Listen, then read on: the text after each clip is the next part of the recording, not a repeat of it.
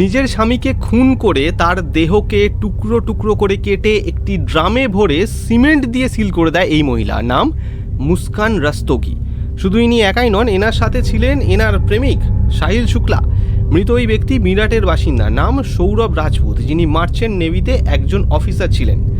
ঘটনাটা এরকম, 2016 সালে প্রেম করেই মুস্কান নামের এই তরুণীকে বিয়ে করেন সৌরভ। এরপর 2019 সালে এই দম্পতির একটি কন্যা সন্তান হয়।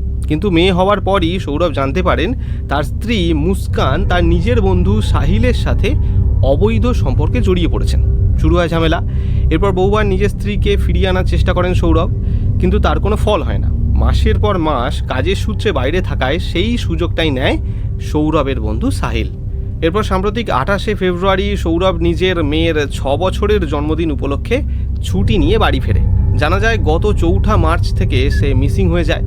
এরপর থানায় সৌরভের বাড়ি থেকে মিসিং ডায়েরি করা হলে তদন্তে নেমে পুলিশ সৌরভের স্ত্রী ও তার ওই প্রেমিক সাহিলকে গ্রেপ্তার করে। জানা যায় গত 4 মার্চ সৌরভের খাবারের সঙ্গে প্রথমে ঘুমের ওষুধ মিশিয়ে তাকে খাইয়ে দেয় মুস্কান।